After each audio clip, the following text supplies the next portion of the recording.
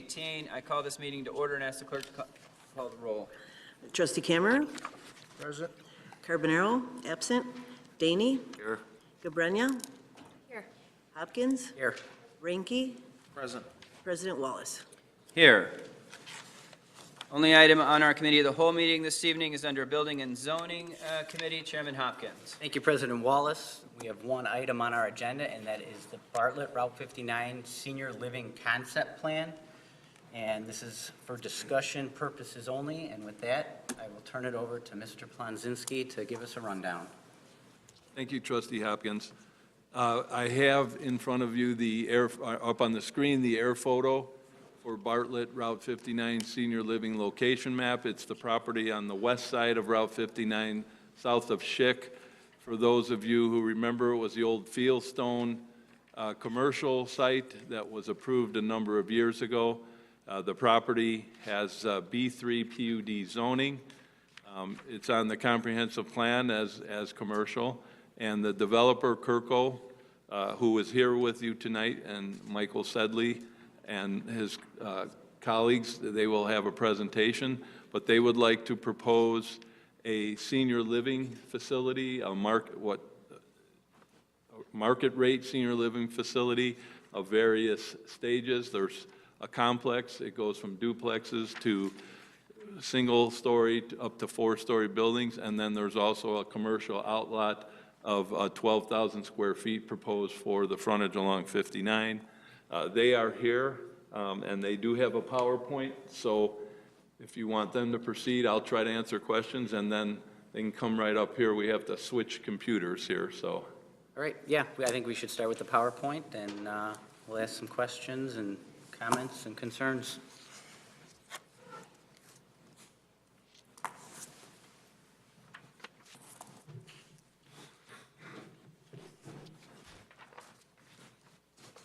Had a little Mac to PC fun today, so.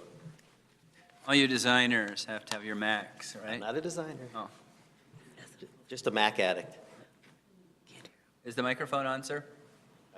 Yes, it is. Okay. Chris is on it. He's coming. He's hovering. Switched over. I don't know. We didn't get a new projector, so it might not handle Mac.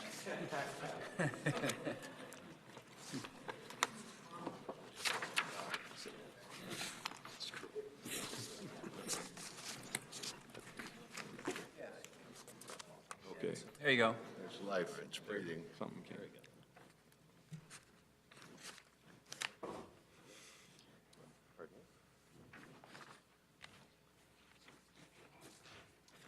Good evening, Mr. Mayor, members of the committee, members of staff, and citizens of Bartlett. As Jim said, my name is Michael Sedley, and I'm with Kirko Development.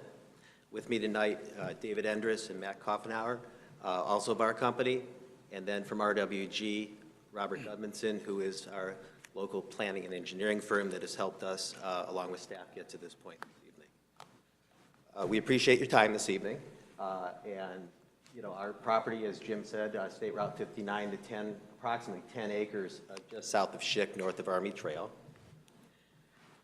Before it got started, just real briefly, wanted to explain who Kirko is. Kirko is a company, family-owned company out of Detroit, originally Detroit, now Troy, Michigan, who develops throughout the country, and thought we'd discuss our mission statement, which is really bringing out the best, and what we mean by that is just our unwavering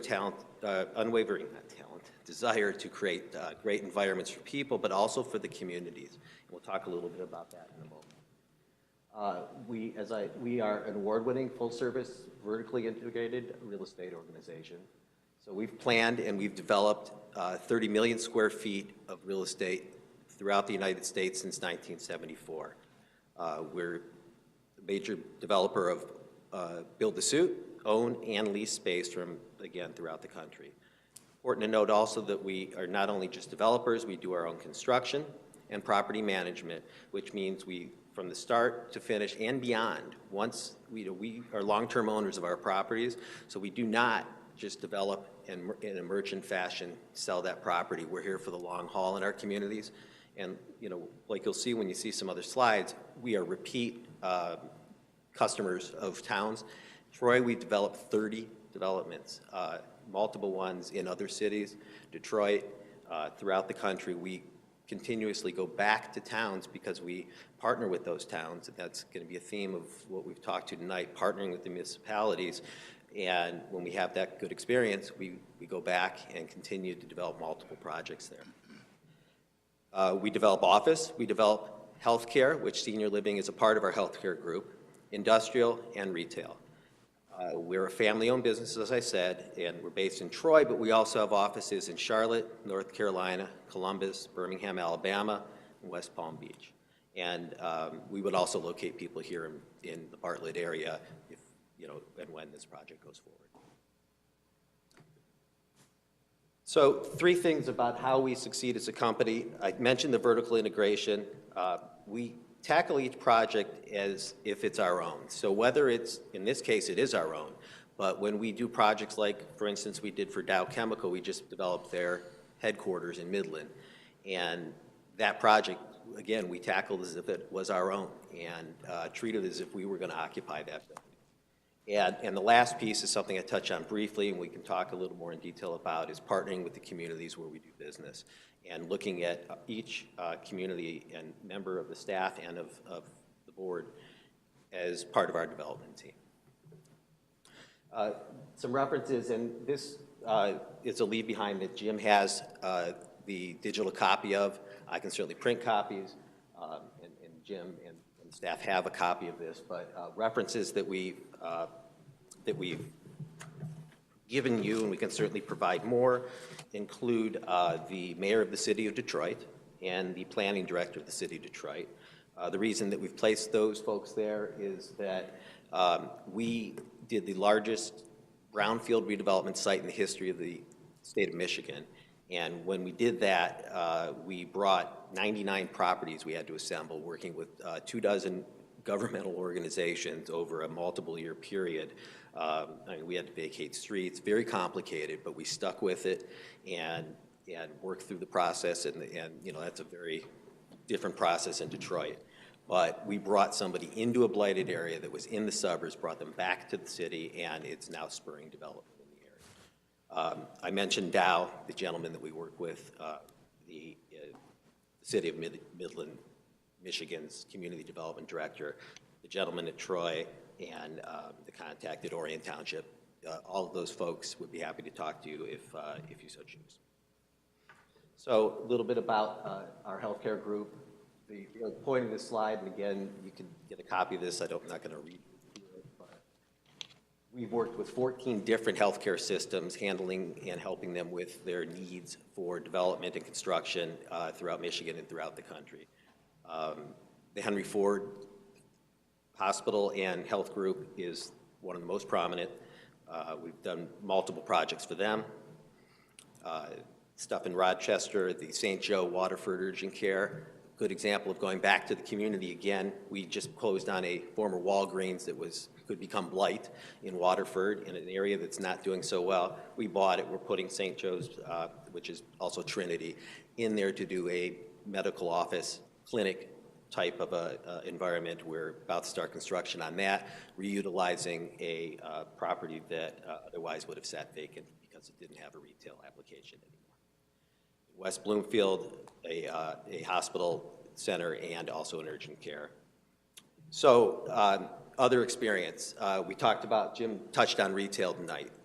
We have developed multiple millions of square feet of retail throughout the country, and especially in Michigan, focusing both on local tenants and the ability to get national credit tenants to come into our facilities. In Orion Township, Baldwin Commons, we brought Nordstrom Rack, DSW, Old Navy in. We've worked with Target in Shelby, Michigan, which is north of the city. Village Lakes, a different type of a facility with JCPenney's, Marshall's, Famous Footwear. So again, a depth of experience in the retail environment. The one thing I would like to spend a couple seconds on, Beacon Square, was developed and completed. This is an assisted living facility in Orion Township. And I think the only thing I'd like to note in here is if you look at the finish, the fit and finish, and the layout of these rooms. These are the common areas, of course. These are not the guest rooms or the resident rooms. But the level of detail is very high end. And what we're trying to do is attract, market rate is market rate. That's a form of payment, but it does not mean it's any less than the other types of them. It is actually, because we're using the most modern, cutting edge architecture and design and ideas that are we're able to really provide best-in-class senior living for your residents. And important to note, it's not just keeping the residents of Bartlett here, but the people who are in their 40s, 50s, and 60s, we want them to bring their parents here. And that's a very typical thing that happens. Somebody moves to Bartlett, and they want their parent to come here because they want them close by so they can take care of them, they can see the grandkids, et cetera. So again, you'll have a copy of this, and I'm not going to provide any more information, but wanted to make note of that. Right now, David is building in Alabama the bluffs of Greystone in Birmingham. That is under construction. Will be completed early to mid next year. And, again, looking at the interior, these are architect interior renderings, so they're not as good as a picture, but the same fit and finish and level of detail that's going to make somebody really feel special, like they're in a great, special place. So the old nursing home adage from 50 years ago, I mean, this is not a hospital. We want to make this feel as much of a home and as little of a transition as humanly possible. After that, David's going to be building Madison Crossings, which is finishing design and will start construction this year. And again, Waterford, another example of continuously going back to those communities. Waterford, we did one in partnership with Sienna Healthcare that is about 5 years old now. So the opportunity in Bartlett for Kirko and for the village and the residents, what is it? First of all, why did we come here? We identified right away that there was no market rate, and we'll talk about the differences briefly in a second, market rate independent and assisted living in Bartlett today. Artis, we know, which is a fine operator, is bringing in memory care that will be market rate, but that still leaves independent and assisted living underserved. As a result, Bartlett seniors may leave the community or must leave the community to find senior living, and Bartlett residents do not have a facility to bring their parents to when such a need arises. Only Clare Oaks, which requires, as I'm sure you know, at least a $240,000 entry fee, or Victory of Bartlett, which is a subsidized community, are options in Bartlett at this time, in addition to Artis that is coming. So we believe there's a significant pent-up demand for market rate senior living in the independent living and the assisted living sectors. You might ask about memory care. We would be very careful not to saturate memory care. If we did memory care initially, it would be a very small amount. And the only reason to do so would be to provide a continuum of care from independent through memory care so that somebody can age in place without the trauma of having to move when things were going in that direction. But we would not enter that market to try and compete head-to-head with artists and take people from them. That would not be the intent, and we just wouldn't do it. It wouldn't be good for them or for us.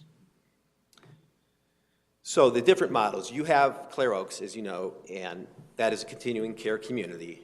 It's an entrance fee-based community requiring a substantial upfront fee typically, but not all refundable. In the case of Clare Oaks, 90% of it is refundable. Then the supportive living program, which is a specific name of subsidized senior living, is really a wonderful program that they really should have in most states that provides for those who don't have the means to afford late in life care, that they can afford, I mean, look at the facility you have here in Victory. It's a wonderful facility, and folks who don't have the means after a year of spending that rent and paid or down to their last dollar can live with pride and respect for where they live, and that's a wonderful thing that's being provided. What's not being provided is that middle part. And what we do is we say we know that the market is trending away from CCRCs. That doesn't mean that CCRCs are going to be hurting. There's always a place for them, but the preponderance of facilities that are being built today our market rate, and the reason is simple. People's lives change. I lived in Cleveland for the first 27 years of my life. Now I live in Minnesota. If I was of the age where I had to all of a sudden transfer to Minnesota, you know, I would want my mother to, well, I think I'd want my mother to come with me. I'd want my mother to come with me. And that would be very difficult to do if there was a substantial financial commitment and a new one needing to be made. We allow people to be there month to month. They come in, they need to leave, they leave with a month's notice. And we charge a market rate that, you know, we'll talk about in a second, is basically paying the cost of care and not making such an investment. So that's, I should hit the slide before that, but it's the cost of providing care, housing, meals, and other necessities. The upfront fees typically administrative, $2,500, month-to-month commitment, and really the true cost of care. So as I said, there's a pent-up demand for market rate senior living. For every existing market rate unit within a 5-mile radius, which is the area that we look at as the primary market area, there is another qualified senior in that area for which there is no unit today for market rate. There are 2 qualified seniors for every existing unit within that 5-mile radius. And there are no market rate and independent units, as I said before, in Bartlett, forcing seniors to choose to have to go elsewhere. Not to choose, to have to go elsewhere. The senior market, like I said, is trending away. I won't be repetitive. We absolutely think, and something we scour the country for, that there is an imbalance between supply and demand, favoring demand over supply in Bartlett. Due to that imbalance, we decided to search for the ideal location. We didn't want to go park ourselves right next to Clare Oaks or right next to Victory. We felt that the property that we have under contract would be the ideal parcel to develop this. To the south, the church, where we would work and want to do programming with and joint programming with, and the retail and the medical office to the north. The key success factors in Bartlett, first of all, within that 5 miles, you have almost 100,000 people, almost $100,000 in median income, which is very strong. Median net worth over $350,000, median home value of $280,000. What all that means to us is there's sufficient financial means in this community for seniors to afford best in class, as those pictures showed, market rate senior living, and that's why we're here. There is also a significant portion of the population that, one, either can't afford that big upfront fee, but there's also some that are going to say, I have it, but I want to keep it, and I don't want to invest it, so they want an alternative to investing in a CCRC community, and we offer that.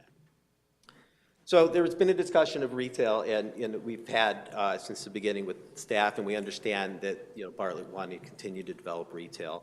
We also understand from Jim that recently some applications came in both for the corner of Schick and 59 and for the Army Trail east of the Starbucks Center to continue that retail node as well in our area.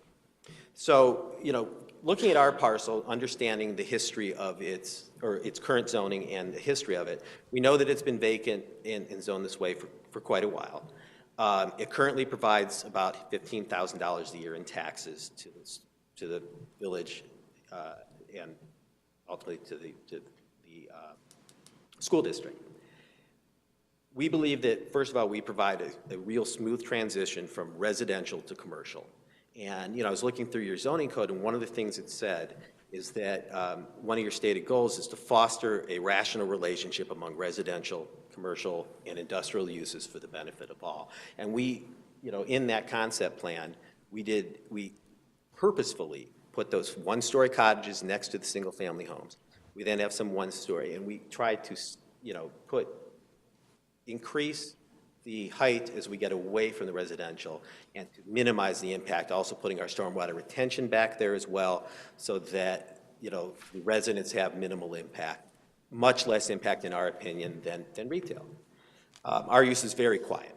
We have very low impact on the village, you know, its schools and especially the roadways. Other than employees, you know, the memory care folks don't drive.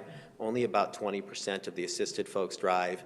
And then, you know, a little bit larger percentage of independent people drive, but none of them are over 50%. So, like I said, how we've positioned stuff on the property to minimize any impact to the west. And, you know, if retail were on this site, we would have the truck docks likely facing that single-family residential and the noise and the lighting that goes along with that. As I said earlier, we've developed millions of square feet of retail.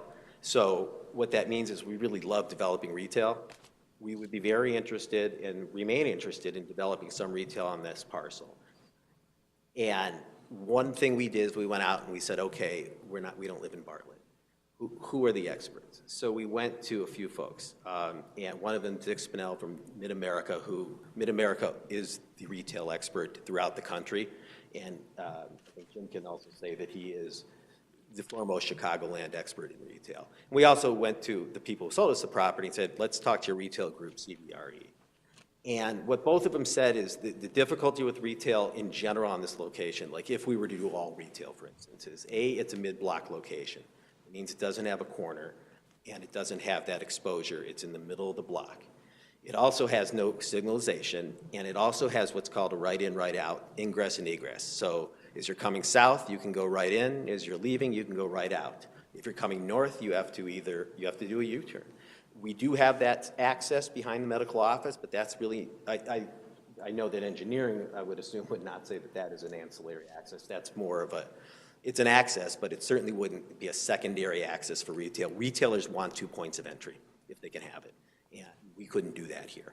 So CBRE, and I have to be honest, in 25 years, this has never happened to me that a real estate broker has said, they turned down, we offered for them to market the property for the 12,000 square feet, and they turned it down.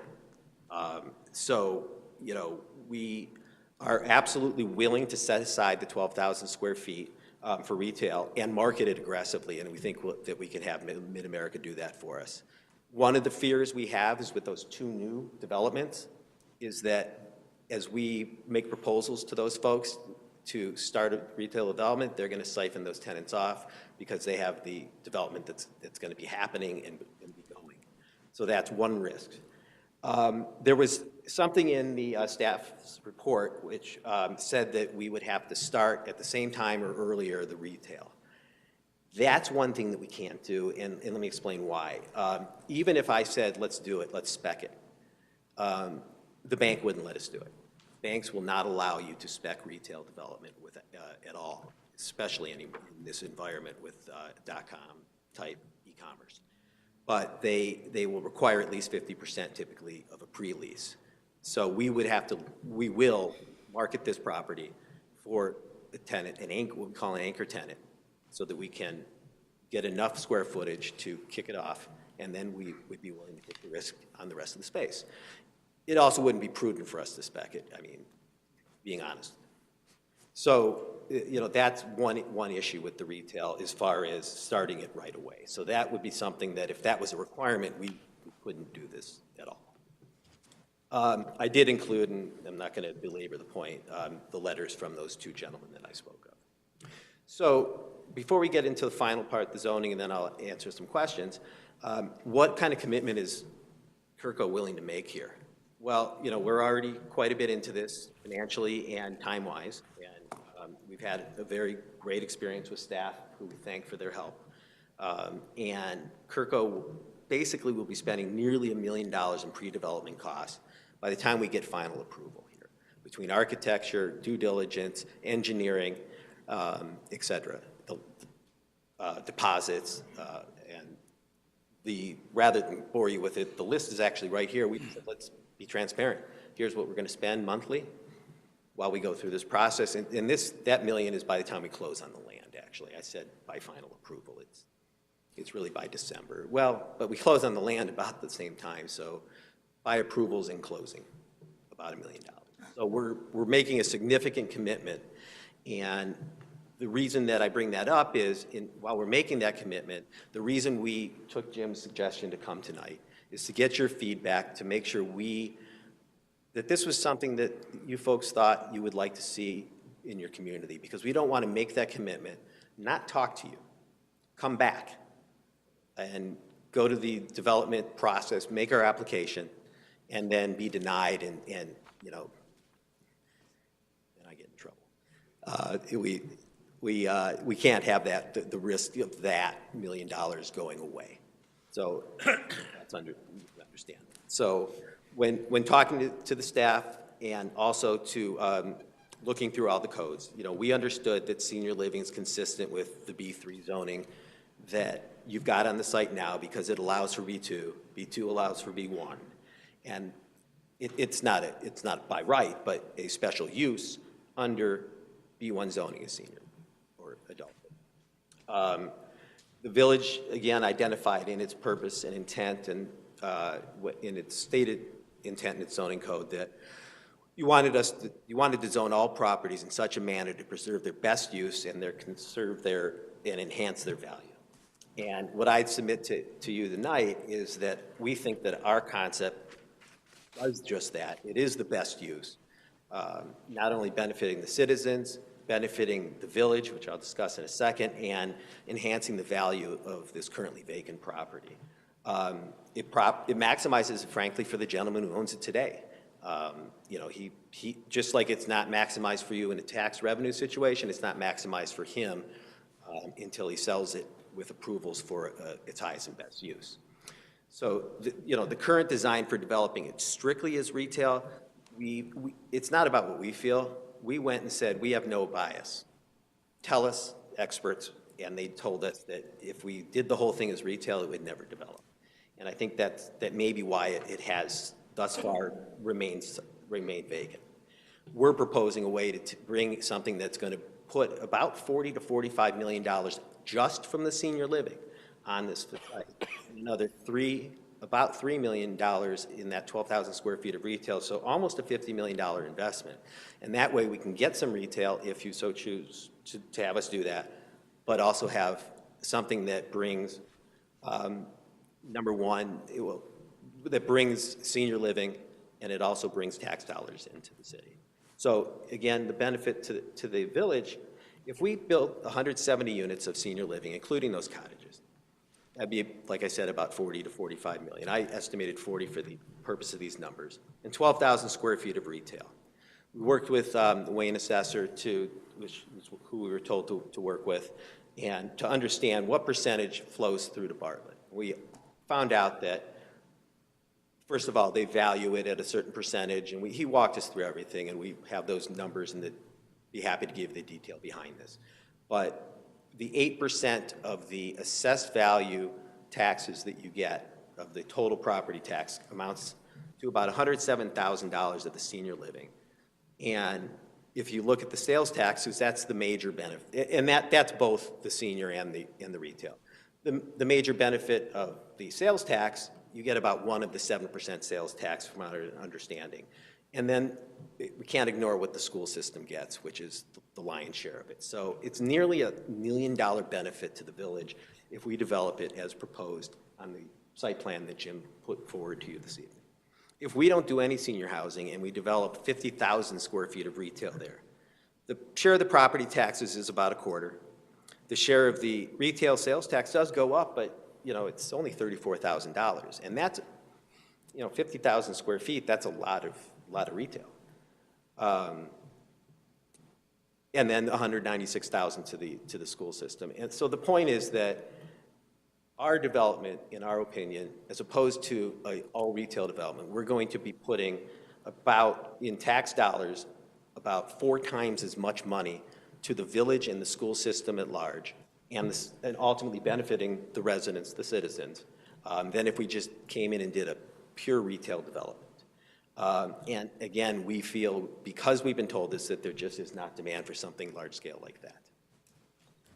So seniors and their families will have the much needed market rate senior, and the last thing is we're developing idle land and putting it into service. How did I get there? And Are you building a mountain on the site there? what's that? No, we have to cut them out. Actually, it's a knob in the middle, so we'd have to actually cut and fill it. Oh, gotcha. Sorry. Okay. So, in the end result, our desire would be to do this all as senior living. Why? Because number one, we could better position this not only on the site aesthetically, landscaping and other things like that. We do extensive landscaping for both the residents, the neighbors, and the community at large, but also because as your senior population is growing, and between now and 2022, it's going to continue to grow. If we have that extra land for expansion, we can accommodate that growth in the market rate sector. Having said that, if the 12,000 square feet of retail is important, we're absolutely willing to give it our 110% best effort to get at least. And again, we have the wherewithal financially and the desire to own retail, and especially here in Illinois. So that is enough of me talking, and I open the floor up to questions for myself, gentlemen who are with me tonight, and also our engineer and planner. I have one question. I want to direct it to staff, though. What is the current zoning that we have over there? What is and what does the comprehensive plan show? Well, it's Zone B3. It is B3. It has been for years, and the comprehensive plan has shown that area as commercial up and down it was the Woodland Hills commercial area, when Woodland Hills was They were developed. back in 87. That's been vacant for how many years, did you say? 30 years? Yes, sir. Yeah, give or take. 87 was when Woodland Hills, so I don't, doing the math, 31. 31, yes. Thank you, Brian. We did have, there has been the stamp of other retail developments on there. The original Woodland Hills subdivision, or the commercial area, was a strip center. And then a number of years ago, we had Fieldstone Place amend that original PUD and put in a shopping center on this side, which never got developed. And so that's what we're at now. Jim, briefly, the property to the north of it, do you know what the footage is of the existing detention basin to the property north of it? I don't. It's a sizable one, and it serviced both the 7-Eleven and the office building, but I don't know the square footage of it. I think it's kind of important to maybe maintain that same dimension right there, away from those houses. I think 30 feet is an awful short buffer between the property lines of the houses and the duplex cottages you have. This is something that I noticed that I think we owe that to the residents of that neighborhood back there. Yeah, okay. Any other comments? I would agree with that. I think those duplex cottages are entirely too close to the Woodland Hills subdivision. I also think the distance between the independent living building and the duplex cottage seems relatively narrow to me. I think I would be concerned of sort of a tunnel type of effect as you're driving through the site. I don't want to micromanage the aesthetics, but I just think that might be. Could you just repeat that one more time? The distance between the duplex cottage and the independent Okay. living facility. I think that looks awfully narrow. I understand. And do you sound like you're not interested particularly in the retail space. Do you have a plan in your back pocket for this site that would omit that retail space? We did initially have one, and then, we added the retail, so at this point, since we've gotten to a refinement of the building, we would very quickly be able to come up with one, yeah. And was your proposal then to spread out the 170 units to that area that we would be omitting the commercial, or to add additional units? Partially. We would spread it out so that it was a better layout and it's about 1.4 acres, so we're not talking about a tremendous amount of land. We would eat up some of that currently, but we might have some of that leftovers for expansion if the market allowed for it and if the city said it was okay to add a few units. But we're not talking about 70 units or anything substantial. And frankly, what it would probably be is, let's say Artis absorbs and continues to be full, and we do minimal or no memory care for to make sure we don't oversaturate the market. But in 5 years, there's all of a sudden a need, maybe we can add that. I might see a concern from residents in that area being the 4-story building. Does the staff have a concern about 3- and 4-story buildings that are approximately 30, 60, 90, 100 feet from the property line of the residents on Southgate? That was one of the concerns we voiced with Michael and his designer, and what they did is that, as he explained, they kind of transitioned that area from the lower buildings and went higher as you got closer to 59. You know, that office building there is probably, 25 feet.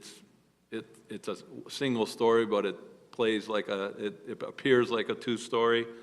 4 stories, nobody, you're going to see them. It's sitting out there, but you're in an area where you've got Route 59 on one side, and you've got some buffer on the west side. So that's what they're trying to make that transition. So is that 4th floor a function of you having to allocate space to the retail component? To a large degree, yes. Yes. Could we eliminate that if we could add units there? Yeah. Likely. Again, I'm not the architect, but I think so. I think those homeowners back there would probably enjoy less noise. That's the truth. Any other comments? I thought it was a very well thought out presentation. I learned a lot of information regarding the, different options when it comes to senior healthcare. I like your vertical integration type of an idea. I think you're spot on with the fact that some people would rather not move out and they'd rather move their parents in. Approximately how many employees work in a facility like this? 60 to 70 full-time equivalents, but that's not peak. Peak is typically in that 30 to 40 at a time range, depending what time of day. Obviously, overnight, much less. And typically, the shift changes are not during your high traffic times. Yeah. I really appreciate all the research that you folks have done as far as the potential for retail at that location. Very compelling. I think there's a lot of things to think about and a lot more to discuss. I think it's a great concept. So should we, I know this isn't formal, but should we be encouraged this is something that could be supported and worth continuing down the I think I would be very supportive. Okay, great. Well, I appreciate your time tonight. Hope I didn't go too long. So I appreciate that. Not only, and I need to say that we wouldn't be here tonight without the assistance of staff. They really helped us understand. So Jim, Roberta, and Angela really did do a fine job of helping us along, and appreciate your time this evening. Thank you. Thank you for being here. All right, thank you. That's all we I also learned what one of these is. Chris's specialty. That's all we have under building and zoning tonight. Thank you, Chairman Hopkins. With that, I will entertain a motion to adjourn. So moved. Second. Moved by Trustee Hopkins, seconded by Trustee Daney. Will the clerk please call the roll? Trustee Kammer? Yes. Daney? Yes. Brenya? Yes. Hopkins? Yes. Ranky? Yes. We are adjourned.